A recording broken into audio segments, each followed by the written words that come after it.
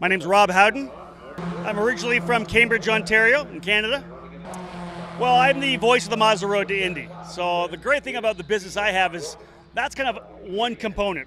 My primary business is Howden Media Group. So our biggest thing is that we own the largest karting website in the world. It's called ekartingnews.com. So we cover racing from kids who are 5, 6, 7 years of age to guys who are 16 plus, the next drivers on the road to Indy, and then guys that are 50, 60, 70 years of age. So I get a chance to watch all the young kids race when they're just getting going in the micro class, the mini class, junior categories. And that translates over into me having known these kids for 4, 5, sometimes 10 years before they even get to the Mazda Road to Indy. Well, I was lucky. I think a lot of people in our sport are kind of second generation enthusiasts. My dad raced stock cars at Flamborough Speedway in Ontario.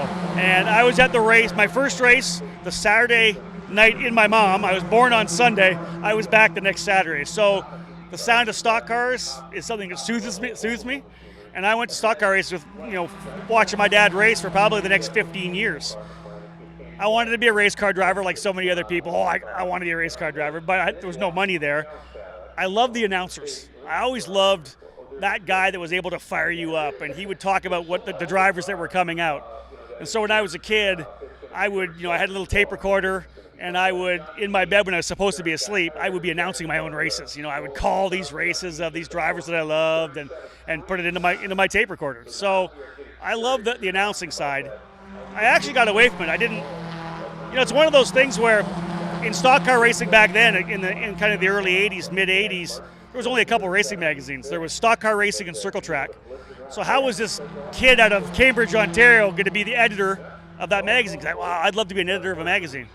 But there was just no opportunity. So I went to school, went to college, took English. I was a teacher for a year. And then there was a newspaper called Performance Racing News in Canada. It was the only one. And I started with them selling subscriptions late at night just to get my foot in the door. There'd be, renewals. Call a guy up, renew you for 1 year, 2 year, 3 year. If you would 3 years, I'd give you a hat. But I was talking to guys. I was talking to some superstars in racing because they were subscribers. So I ended up doing that, working my butt off. They sent me on a couple of gigs. I covered stock car racing. I covered jet ski racing. I covered grass drags for snowmobiles. I ended up covering formula cars for 4 cents a word. I think it cost me more to drive to the track and gas and stay overnight than I was getting paid for my $20 for an article. But that was the start of it. That was me saying, you know what? I could do this for a living. I could go to the racetrack. I could get into it. And then I fell in love with karting. That was one of the gigs I got to do. And I started doing more and more kart races. And then they asked, because I was at the track, they asked me to announce races because I knew the names of the guys because I was writing about them.